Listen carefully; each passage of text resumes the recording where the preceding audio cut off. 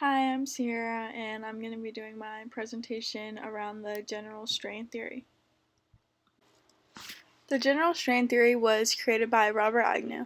His theory focuses on the negative relationships with others and how they affect an individual. He argues that these negative relationships can cause negative emotions in a person, which then leads them to committing a crime.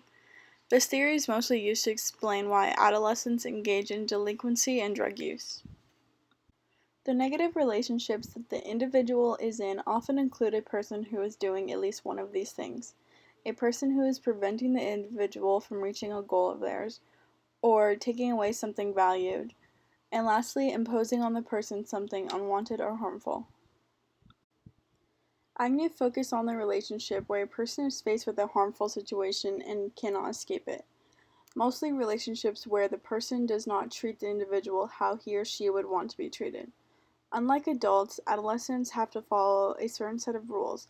Legally, they have to live at home and attend school. They cannot leave these relationships even if they wanted to because consequences would then follow.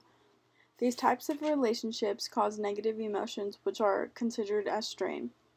These types of emotions are depression, fear, and anger, along with much more. It has been shown that people get involved with drug use and delinquency for many reasons. The first is it could be a way for them to cope, a way of dealing with emotions instead of addressing them. And it could also be a way of them retaliating against the people who they are in these negative relationships with. Agnew also expanded his general strain theory to also include vicarious strain. This is strain that is being experienced by others close to the individual. He also expanded it to include anticipated strain. This is strain that is expected to happen but has not yet. A 17-year-old boy was arrested in South Bronx.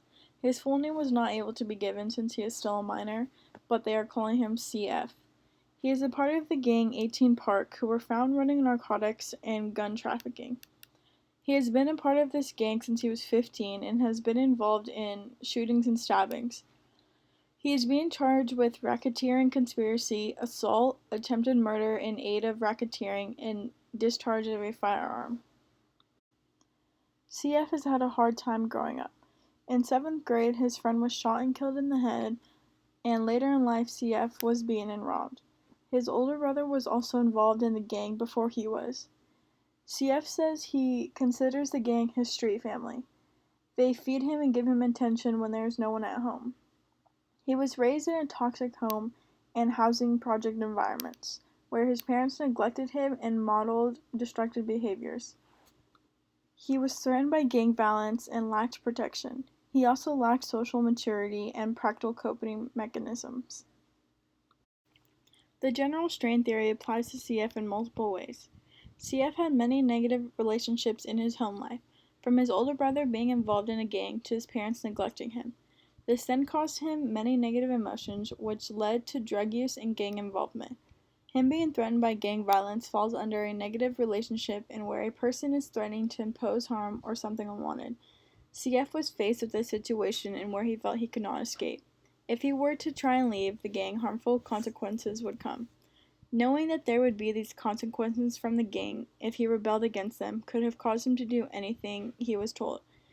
If not, he knew he would probably be harmed or someone he knew would be. Because of the environment he was raised in, he did not develop the proper coping mechanisms. This is why he turned to drugs in the street. This is how he got started down the wrong path. Legally, he could not leave his home or his parents, so he was stuck in an unpleasant situation. Due to the fact that he could not leave, he turned to the streets to find a family somewhere else. Agnew also expanded his research. He also came up with the macro-level strain theory.